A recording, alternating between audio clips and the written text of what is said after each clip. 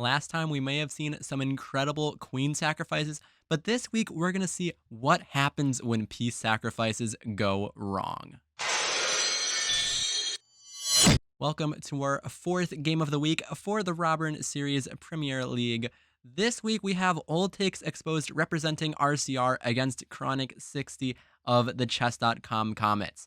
If you want to join the discussion in deciding what game I'm going to go over next, make sure to join our league Discord. Link is in the description, as well as some other info about our league.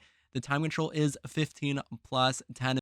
Unlike some of our previous weeks, this game isn't so insane right out of the opening, but trust me, be patient and we'll see some craziness. It starts out as a Nimzo Larsen opening with 1b3, which allows black to gain some space in the center, but white develops quickly and immediately goes for this exchange, where black now has the bishop pair. Black has a lot of space in the center, but the pawn structure has been a bit crippled with these doubled pawns here, so there's some give and take. White goes for d3, making a spot to develop out this knight, and both sides going to continue development. f4 by white to gain some center space. Bishop g7, both sides continuing to develop some more. a5, hoping to gain some space on the queen side, maybe looking to push that pawn forward even more, while white takes the chance to bring that knight, put it right in the center, and attack the c6 pawn here, which black defends by developing the queen. Black finally gets castled, and white starts to go crazy right now on move 12 with the move h4, immediately going for this attack. White saying, I'm not going to castle, I'm going to push this pawn here, have my bishop pointing down here, have this knight in the attack, and white's just going to go immediately for the kill. And after queen b7, black actually missed a big chance to gain some counterplay because white now shuts it down with a4, stopping black from playing a4 themselves. a4 would have been a really nice move going back a couple moves, because a4 helps to create some counterplay on this side of the board by opening up this rook or potentially pushing that pawn down to a3 as well. So white takes a timeout from their attack to stop that. Black now plays knight d7, trying to trade off that powerful knight in the center, but white just continues going forwards with h5. Then we see a couple of trades. Bishop e6, maybe losing a tempo because the bishop immediately moves again to pin that knight. And then white pushes h6. That pawn is marched all the way up the board. Bishop has to go back to the corner. It might look a little bit odd that white didn't decide to take here to open up this rook, but it's actually a common idea as well to just play h6, push that pawn all the way up to force the bishop back, and just say that this pawn is an incredible thorn in black's position, gaining so much space and making it hard for black to move their pieces. White then goes e4. Black shuts down their bishop with d4, kind of hinting at trying to take this e5 pawn, which immediately happens after queen f2. Black takes the knight and then gives a check first to force the king to move. You could play queen d2, but then black would trade queens, and they're going to be happy to do so because black is now up a pawn. And so this position, black is up a pawn, but it's not a super impressive pawn because these doubled c pawns are very, very poor right away. You can hardly even move them to begin with. So white plays f4, and I'd like you to think about what you would do here. It might look a little bit odd that white didn't decide to take here to open up this rook, but it's actually a common idea as well to just play h6, push that pawn all the way up to force the bishop back, and just say that this pawn is an incredible thorn in black's position, gaining so much space and making it hard for black to move their pieces.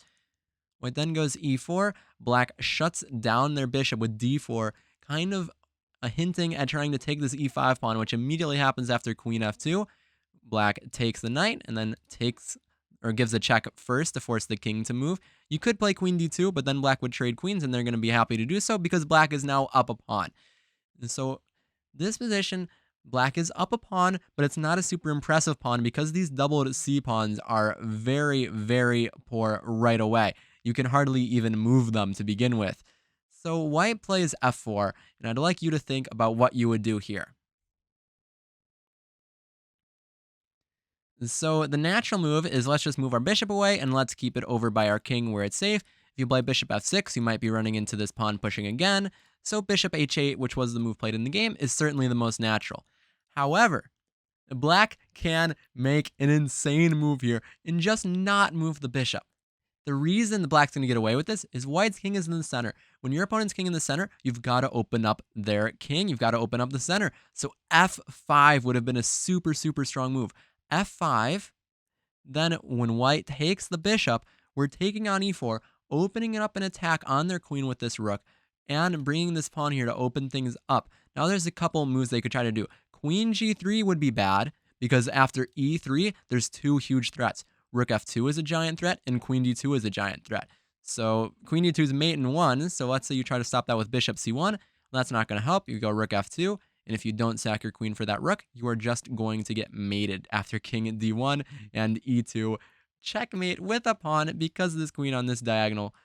So going back a bit, after taking here, white has another way they could try to defend. They could also try to defend with the move queen to e1, trying to trade queens and get rid of black's attacking chances like that. Well, okay, that's okay. Black will take on d3. You take back. Black takes on b3. Now the bishop is hanging, so let's say rook b1 to defend it. If you look at this position, material is a bit wacky. Black has 3 pawns for the bishop. So material is actually even, because black has 7 pawns, white only has 4. So that's a lot of pawns. And after some more moves, like queen c2 check, this would actually be completely winning for black, white's, because after queen e2, there's a common tactic here with rook f2, distract the king away, and you can take it. So going back a bit, white actually had to play the move bishop c1 to try to defend. But again, this is where material is technically even, but black has a big attack on white's king, and black can immediately start to push forward even more in the center with c4, trying to open up, attack d3, rook f5, going after the e5 pawn, bringing the other rook over to f8. Black would have a huge attack in this position, and white is probably not going to last that much longer here. But that is definitely crazy, because when your opponent plays f4, you are not thinking about just ignoring the attack on your own bishop. But it makes sense when white's king is in the center. So instead of that, black just brought the bishop back to h8, and white played rook g1, and here's another chance. Try to find a good move for black. So here's another chance to go ahead and take advantage of white's king being here. The move is c4. The point is that if you take back with the b pawn, you immediately lose this bishop. And if you take back with the d pawn, then there's another nice tactic. You can push forward with d3 check. They take, and you grab the bishop because, again, this bishop was hanging. It's a good way to take advantage of your opponent's loose pieces. So instead of that, even if you don't take this pawn, well, then things are going to get opened up towards white's king. Instead of that, black tried to play our move from before, f5, but now it's too late, because after e5, white's the one shutting black down. c4 no longer works anymore because d takes back, and there isn't the same tactic because the bishop has been closed down by this pawn. And I mean, that's really a huge deal. This bishop is totally shut out of the game. Can't go to g7, can't go to f6, can't take that. So black is actually in some trouble now. Even though they're up a pawn, their pieces are going to struggle to get them open. That being said, it's no easy task for white to get their pieces in the game either. So we're going to see a lot of shuffling around for the next series of moves. So we're going to go kind of quickly. Queen f3 attacks this pawn, so it's defended, and we'll make a few more moves. Both sides trying to actually bring their king over to a bit of a safer spot. White brings their king over here. Notice how they're also defending this bishop in case anything crops up like we saw before with attacks there. But black doesn't really have much to do until here, when black goes crazy and plays bishop takes e5. Sure, it was difficult to find a move for black. However, this just makes things worse. Giving up this piece, there was no reason to give up this piece. Why did they give up this piece? I don't know, because after takes, yes, you have all of these pawns. Sure. But the problem is you're down a piece now. And actually, after a few moves, this bishop is just going to immediately win the game for white, because after king a2, the bishop drops back to c1, preparing one of the most evil skewers you have seen with bishop c1, getting all 3 of black's pieces. In fact, the only way black could make this worse would be to play king e7 to meet bishop f4 with king d6, and now you would have gotten literally every single one of your pieces skewered. Of course, black did not do that, but there's still a dead loss, because after bishop f4, now white has a rook for some pawns. Rook for 3 pawns. This should be totally winning for white. White's going to convert this because, I mean, you're up a whole rook, and now you've grabbed the pawn. You now have this passed a pawn. The queen's starting to infiltrate. although the queen, instead of deciding to infiltrate, just drops back. But again, when you're up a rook, there's going to be a lot of ways to win. Dropping the a4 pawn, probably not the best, but still, whilst totally winning, you can't take it because of this pin. After the king drops back, rook goes away. Rook takes g6, another piece sacrifice for no apparent reason. I mean, I understand that it's very logical to look for a piece sacrifice to break through these kind of closed structures. However, one thing that's important to remember is to be patient. You don't need to rush these kind of piece sacks because they're never going away. You can maneuver around, look for the best chance to sack your piece. Because rook takes g6, the idea is that after h takes back, you have h7 to continue pushing forwards. And it looks like you're going to make a queen. But black can stop it after queen e5. The queen guards promotion square. And what are you going to do if you try to push it with your rook behind? Now black just puts a rook on h8, for instance, to defend against that promotion, and you're not going to break through. So instead of that rook e1 played attacking the queen drops back. King g7, now the king's coming over to help defend against that pawn.